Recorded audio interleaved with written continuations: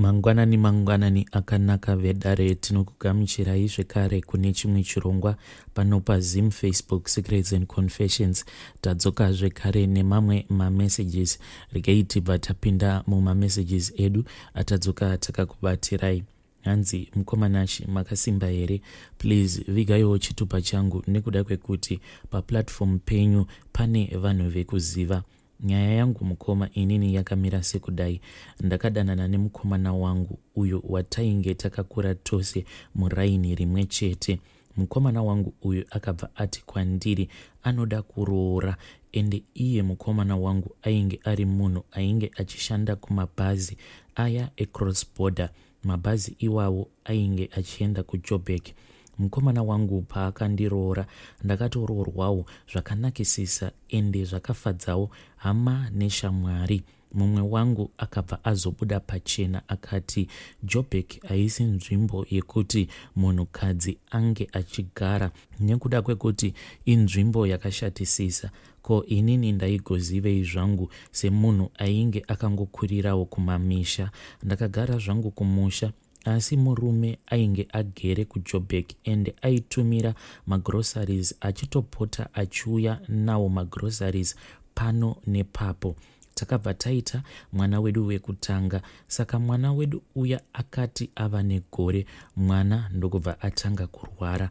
Mwana takabva tamuendesa kuchipatara, asi kuchipatara kuya hapana kana zvavainge vachimbotaura, vainge vachingoti mwana achapora. Umwe wangu akabva ati iye kuJoburg ndiko kune maclinics emahara anogona kutarisa dambudziko remwana. Ndakabva ndaenda nemurume wangu kuJoburg kuya ndichibva kuZimbabwe. Ndikabva ndazoudzwa kuti mumba inini ndainge ndisingabvumidzwi kuti ndinge ndichibuda kana iye murume wangu asipo. Hanzi kana ukangobuda Joburg inzvimbo iri dangerous, unokwanisa kupfurwa nepfuti. Saka zvaiitika ndezvekudai, pese pandaienda kuclinic murume wangu ndiye ainge achindiperekedza. Murume ndiye ainge achitenga zvose, muriwo ndiye aitenga kubva kumadomasi kusvika kuSauti.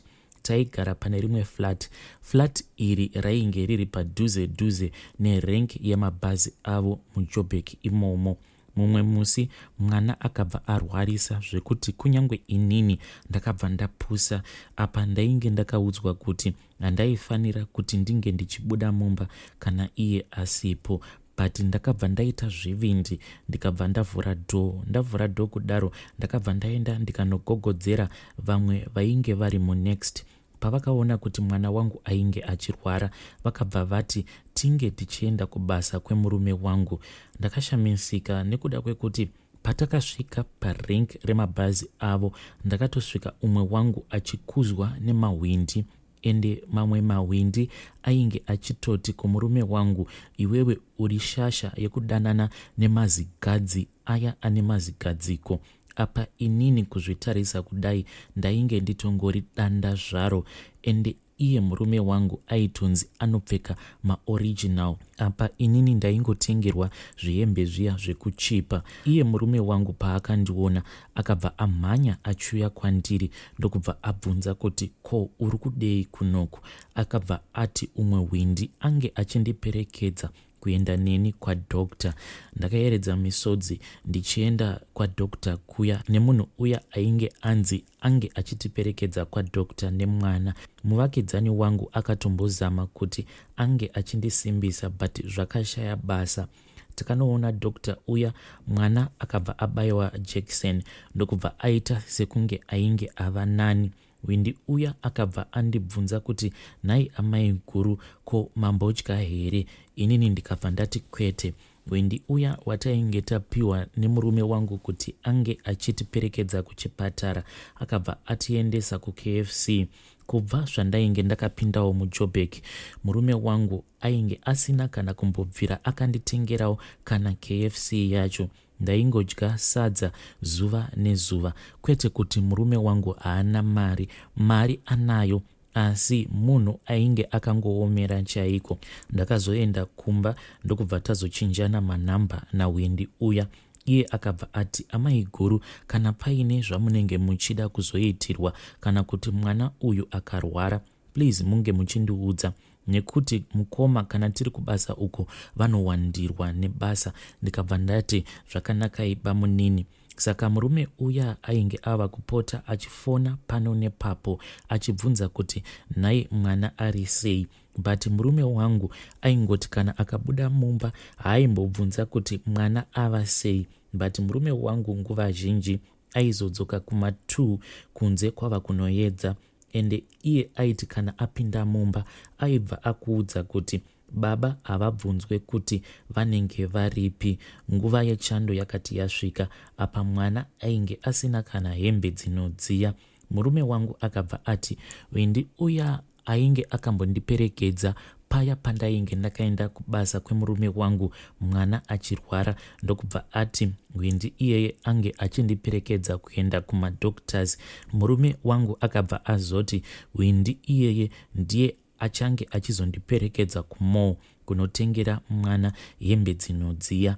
Takati taenda kumall kuya inini nawendi uya akabva atanga anditengera KFC, ndokubva azonditengera airtime, iyo airtime yainge iri ye100 Murume wangu iye zvaaita ndezvekuti aingondiisira WhatsApp bundle remwedzi wese chete. Takatenga hembe dzemwana, takati tapedza kutenga hembe dzemwana ndokubva wendi uya regai ndimuti tii. Iye akabva ati ko Gulezi maakudzokera musina kumbozvitengerawo hembe. Ndikabva ndati mari yacho yandapiwa namukoma venyu haikwani. Iye akabva ati chitorai hembe 1 chete, asi mobva mati hembe iyoyo yanga iri pasero kuti mukoma vasazokunetsai nemibvunzo. Iyi ndiyo first time yangu kupfekawo hembe yemuMr Price apa kutengerwa naWendi, asi murume wangu ainge atoripo aine mari dzake. T uya akabva andipa 300 zvikabva zvanzi iyi ipocket money, asi please ndapota musaudza mukoma. Murume wangu ainge ari munhu wekuti haitombondipa pocket money zvachose. Ndakabva ndatanga kutaura naT, kunyange zvake T uyo ainge ari Wendi, asi ainge ari munhu aiva nemwoyo wainge wakanaka, ainge aine rudo kudarika rudo rwemurume wangu. Kutanga kutaura kwandakaita naT iyeye ndiko kutotangawo kudyawo steers McDonald's nekuda kwaT. Asi murume ndainge ndiinaye mumba ndakatanga kunyepa kuti mwana anzi adzoke kureview kana kuti mwana arwara. Apa ndainge ndichingoitira kuti ndinge ndichionana naT. Mwari ngavandiregerere mukoma. Ndakazotogumisidzira ndarara naT uya nekuda kwekuti T uyu ainge achitondirakidza rudo rwemachokwadi kudarika baba vemwana wangu. Ndakazodzokera kumba, mwana ainge apora zvake. Ndakabva ndaona kuti murume wangu kumabhazi kwaanoshanda ikoko rainge riri hure remakoko. Pandakaona kuti murume wangu kumabhazi ikoko kwaainge achishandira ari rainge riri hure remakoko, ndakabva ndazviudza kuti sezvo pamusha painge paina bamunini naTezvara, ndikabva ndati vanhu ava ndivo vachange vachizogara chinzvimbo chaT uya wandainge ndasiya kuJoburg. Murume wangu anoti handizivi kuti anoudza vanhu kuti akaroora zungairwa rekumusha risingahuri, asi nawo mukoma kana ndakazvitarisa inini ndatova siniya rekuhura. Handisi kudada nezvandiri kuita mukoma, asi paya panobvunzwa kuti sei vakadzi vachizohura, inyaya yekuti varume zvacho zvavanotiitira ndizvo zvinotituma kuti tinge tichizoita zvakaipa. Ndangoti ndinge ndichireurura hangu mabasa angu akaipa, ndinovimba kuti Ishe vachange vachizondiregererawo, asi pari zvino mukoma handisi kudzora tsvimbo kumashure. Vedare ndo message yandakatumidzirwa ichibva kuna vahanzvadzi vedu. Hanzi inini handisi kuzodzora tsvimbo nekuda kwekuti hanzi mbudzi inodyira painenge yakasungirirwa navatenzi vayo. Vedare ndo message yandatumidzirwa ichibva kuna vahanzvadzi vedu. Zvakangoma azvo veduwe. Hanzi handisi kuzodzora tsvimbo. Hanzi mbudzi inodya apo painenge yakasungirirwa navatenzi vayo. vedare. I hope kuti tanzwawo nyaya iyi, especially kunesu vanhurume. Let us learn kuti tinge tichispoilawo madzimai edu. Hanzi inini ndakazototanga kutopfekawo hembe yemuMr Price nekuda kwati zvekare kutodyawo KFC neMcDonald's. Hey, zvakangoma hazvo veduwe. Please let us learn kuti tinge tichispoilawo madzimai edu. Asi vedare ngatitaurei navo mucomment section vahanzvadzi vedu. Regai tibva taenda panyaya yedu inotevera. Hai mukomana Shimakaki, ndine sister Vambu pakufona mai pane 30 to 40 minutes. So ndaita sekunonoka kusenda message WhatsApp, ndita zvokutobira ndiri kubasa.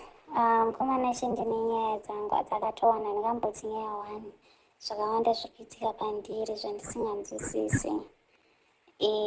Ndizi ndingatangira papi pachona. Yekutanga nditi ndeyekuti inini mai vangu nababa vangu handizi kuti vakanetsana panyaya dzedu, but nokunzwa kwangu ndakanzwa kuti mai vangu vakamitiswa vachiri kuchikoro, then baba vangu vakatiza mai vangu. Zvino baba vangu vari kuUK, ndini mwana wekutanga kuna mai vangu, then mai vangu akazororwa pichituku aswera hanzvadzi yangu. But ndakuudzai mukomana kuti relationship yacho nababa vangu ainzwisisiki. Ndiri grade 5 vakauya vakanditora vakati ndakuratidza mba kwedu, ndikanoonawo hama dzababa vangu nanagogo. Then handinazombovaona, ndikazoona 2009 pakazonzi mai vababa vari kurwara. Ndipandakaenda kuzimu. Ndichisvika kuzimu vakashaika gogo mai vababa, handinazombovaona. Pandoti ndizama kutaura nababa vangu anoti bvunza mai vako. Ndikazama kutaurawo natete, takuwaiti tasi kutaurawo neni, havazombozivi ndinogara papi, havazindorarama sei, havana mvura vambondichengeta. Semunhu woti ndingati ndakachengeta kosi vakani ndakachengetwa kusaidi ramama, ndakachengetwa nagogo mai vanozvara mama. Saka saidi kwedu ndakangoenda ndiri grade 5 zvogono nesonzo nehama dzako, but havana mbondichengeta handinoona. So relationship nababa vangu handina. The more yandinotraya kuti nditaure navo vanongonditi ndakambozama ita DNA mai vako vakaramba chichichichi. Saka ndoti alright, mirai ndiite sei, tiite right DNA because since ndakura, because right now ndane 35 years. Handiti ndakura ndinokwanisa kuita decision yangu. Vanongotsika-tsika, vakauya vanoenda kuzimu havatauri, hamunzwisisi chinoitika. Dzimwe nguva ndikavaWhatsApp noti hasi mwana wavo, dzimwe nguva ndichi mwana wangu. Saka handinzwisisi and handizivi kuti manje ndingapagadzirisawo sei pakadaro. Mukomana ndikumbira mundibatsirewo ipapo, because namamawo pandati ndizama kutaurawo, mama munhu anotaura but vane kamwe kakujanura so kwavanokuita so. Saka umbokanzwisisa kuti manje ndinovatangawo sei izvi inogadzirisa sei, because niniwo ndakuda kuti nyaya igadzirwe. Niniwo ndizive kuti ndibaba vangu zveshuwa here kana kuti havasi baba vangu. Kana vasiri baba vangu, maybe ivo baba vari kuziva, kana kuti vari tuna mai vari kuziva, kana kuti vakaudzana kuti vasandiudza, handinzwisisi. Because ndikasenda message ndikaita sendinobvunza, baba vangu havapindura, anogona kuiforwardira kuna mai. Ndazonzwana mai vako nditi wasenda message wati zvakati, anoona. Dzimwe nguva vanotaura zvinhu zvavanotaura zviri deep, ndikaiti sendiri kupindura handiti ndoona ivo vanotora side randataura inini. Zvavanenge vataura ivo havatauri, zvakashata pamusoro pamai havatauri, vanoforwarda zvine ndapindura inini votumira mai anenge kutanga kundipopotera. Saka komana zvinhu zvakangooma, zvinhu zvakangoma. Pandinofamba ndinongonzwa kuti mai vababa pane zvakaitwa pandiri pandakaenda ndiri grade 5 pavakanditora, kunonzi kune nyora dzavakanditsemera. Saka handizive kuti panyora idzodzo, dzimwe nguva ndakarara ndinonzwa kunge ndine chinhu chinondifamba kumusana, handinzwisisi kuti chii chinenge chichifamba kumusana. Dzimwe nguva ndomboita nge ndiri kuvaviwa, dzimwe nguva ndomboita nge ndiri kubuda zvimapundu kusika rudzi, handinzwisisi chii chinoitika. Ende zvinhu zvachona hazvinzwisisiki. The moment I missed alright, apa rege ndine ndinobatsirwa ndaenda kuchechi ndinobva ndangoenda kunguva yangu. Saka handinzwisisi kuti zvachona zvinobatsirika sei. Saka chii chaitika zvino ndane 12 years ndaroorwa handiri. But mukuroorwa kwachona handingamboti yakuroorwa kuti ndine murume, but kubvisirwa handina kubvisirwa. Nemurume anenge achinditi ndinonobvisa kuna dati ndinorodzwa wakati here kuzi hamusati magadzirisa nyaya ini ndizive kuti kana ndinoroora ndinobvisira kunani. Right now vana vangu bobongo havavazivi, vanongobvunza kuti mama tinoziva sekuru kusaidi kwababa, kusaidi kwenyu hativazivi. Ndizvo zvinondishungurudza toraiti. Saka zvichasvika rini komanashi? Ndokumbira mundipostiro nyaya yangu. Handizivi kuti ndozoona sei kucomment section. Handizivi kuti zvinofambiswa sei. Ndokumbira mungonditsanangura kuti ndoitawo sei. Ndokumbira mundipostiro nyaya yangu mundichinjawo voice muvigawo voice rangu ndisazikanwa kuti ndiani, kuzi mai nevamwe hama dzangu dzinowanzoteerera chirongwa chenyu ichi. Ndokumbira mugondizivisawo kana mataura. Inyange kutangai. Vedare ndo yanga iri message yandakatumidzirwa ichibva kuna vahanzvadzi vedu. Please ngatimupeiwo advice aiti uyu kuti pakadai angazvifambisawo sei. Zvakangooma hazvo vedu vadiwa vateereri, ndo mamessages andanga ndakakubatirai. Ngatisanganei zvekare mune zvimwe zvirongwa zvinotevera.